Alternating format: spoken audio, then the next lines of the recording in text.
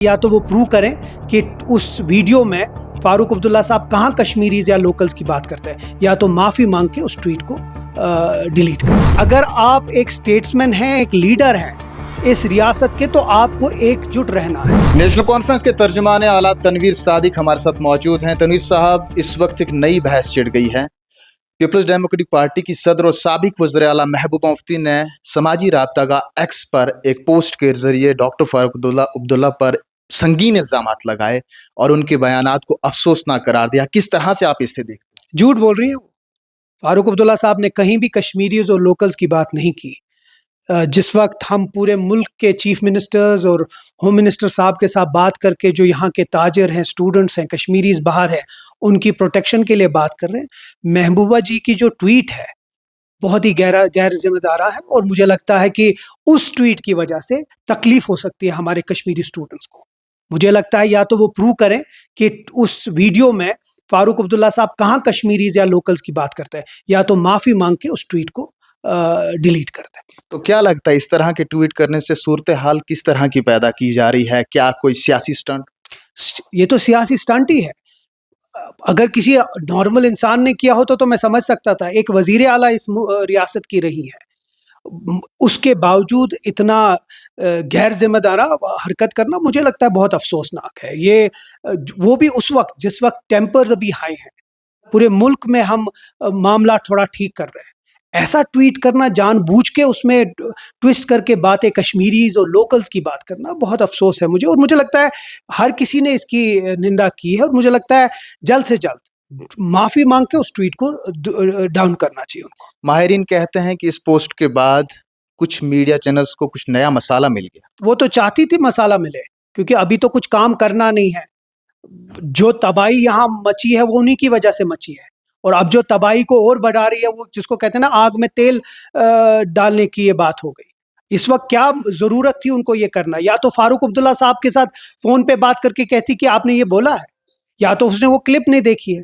क्योंकि अगर आप क्लिप देखें और मुझे बताएं असल बयान क्या है। असल बयान ये है कि कहीं ना तो कहीं से उसको सपोर्ट है, तो पता है कहीं बॉर्डर से लोग आ गए हैं, बॉर्डर से जहां से भी आ गए, कहीं से कोई तो सपोर्ट है, और सपोर्ट कहीं का भी हो सकता है। बट कहीं कश्मीरी, क्योंकि अगर कश्मीरी का सपोर्ट होता तो कश्मीरी हर एक गली कोचे से बाहर आकर इस पहलगाम की जो सानिया है उस पर इतनी निंदा नहीं करता। कश्मीरी हर एक तबके से गया, हर एक मुसलमान बाहर निकला और कहा कि नॉट इन आवर नेम, हमारे नाम में नहीं, क्योंकि कश्मीरी ये नहीं चाहता है। और पूरे मुल्क के को एक मैसेज दी कि हम मुल्क के साथ खड़ा है। तो कश्मीरी हो नहीं सकता इसके साथ, तो इसको जानबूझ के ट्विस्ट करना तो गलत बात है।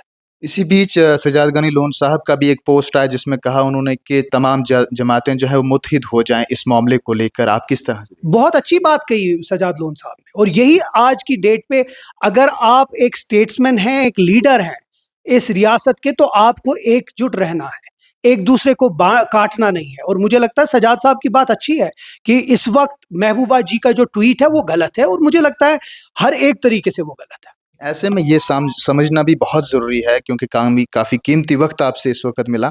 किस तरह के हालात हैं जो बहरून रियासतों के अंदर तलबा हैं, ताजर हैं, अपनी पूरी कैबिनेट को इस पर लगा दिया था, तो मौजूदा वक्त में कितने हद तक कामयाब रहे आप तहफ़्फ़ुज़ में? देखिए, कोशिश तो हम कर रहे हैं, और शुक्रगुजार है होम मिनिस्टर ऑफिस के जितने भी चीफ मिनिस्टर्स हैं अलग अलग रियासतों के, जिन लोगों ने बहुत ही ओपन आर्म से हमारी रिक्वेस्ट सुनी और इमिजिएटली जो इसके ऊपर जो कार्रवाई है वो करने दी। देखिए, कुछ इंसिडेंट्स हुए हैं, अफसोसनाक थे, बट ओवरऑल मुझे लगता है इस मुल्क के जो होम मिनिस्ट्री है और जो बाकी सीएम है, उन लोगों ने बहुत एक अच्छे लेवल पे इसकी बात कही, और मुझे लगता है ये ठीक हो रहा है। लेकिन उसके साथ साथ हमें भी बहुत ही मुस्तैद रहना है कि कहीं कोई ऐसा स्टेटमेंट ना आ जाए जिससे हमारे जो कश्मीरी स्टूडेंट्स हैं वो खतरे में आ जाए। बाकी कोशिश तो हम कर रहे हैं, और कोशिश बार बार जारी हो रही है। हर एक रियासत के जो गवर्नमेंट है उनके साथ इन टच है हमारी गवर्नमेंट, और हेल्पलाइन भी ऑन है। जहाँ भी किसी को कोई खदशा है, कोई डर है, वो उस हेल्पलाइन पे फोन। ऐसे में आखिर में समझना चाहूँगा, क्या कुछ इक़दामात करने जा रही है आपकी सरकार ताकि कश्मीर में सयाह फिर से आएँ और ये माहौल फिर से पटरी पर लौट आए? देखिए, एक दिन का ये काम नहीं है। जो पहलगाम का सानिया हुआ वो न सिर्फ जो बाहर से टूरिस्ट आए, कश्मीरी के लिए भी एक बहुत बड़ा शौक था।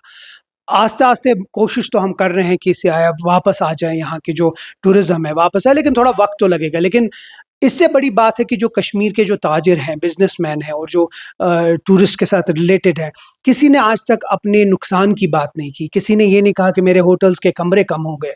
हर किसी ने इसकी मज़म्मत की और कहा कि ये गलत है। तो मुझे लगता है हम समझते हैं शायद जो इसका फ़ाइनेंशियल लॉस है, इसका फ़ाइनेंशियल एस्पेक्ट है, आगे जाके इसके ऊपर बात होगी, उसको कैसे हम ठीक कर सकें। लेकिन आज की डेट पे मुझे लगता है कश्मीरी खड़ा है और हर एक तरीके से कोशिश करेंगे कि एक सेंस ऑफ सिक्योरिटी हम टूरिस्ट को दे पाएँ ताकि वो वापस आकर अपना एक बयान आपका सुन रहा था मैं, उसमें आपने कहा कि महबूबा मुफ्ती को इस बयान से मुतल्लिक माफ़ी मांगनी चाहिए। बिल्कुल माँगनी चाहिए, क्योंकि हमारे कश्मीरी स्टूडेंट्स, ताजिरों को इस खतरे में डाल दिया उनके स्टेटमेंट से, क्योंकि कहीं फारूक अब्दुल्ला साहब ने ऐसी बात नहीं की और मुझे लगता है या तो वो प्रूव करें और अगर प्रूव नहीं कर सकते हैं तो माफ़ी माँगे। तो आप सुन रहे थे जम्मू कश्मीर नेशनल कॉन्फ्रेंस के तर्जमान आला तनवीर सादिक की ज़ुबानी इस पोस्ट की कहानी। उन्होंने कहा कि डॉक्टर फारूक अब्दुल्ला ने किसी किस्म का बयान नहीं दिया जिस तरह का जिक्र किया जा रहा है। ऐसे महबूबा मुफ्ती को आवाम से माफ़ी मांगनी चाहिए। फिलहाल देखते हैं इस कहानी में और किस तरह का ट्विस्ट देखने को मिलेगा। अमान फारूक के साथ शब्बीर वानी, कश्मीर उज़्मा के लिए, श्रीनगर से।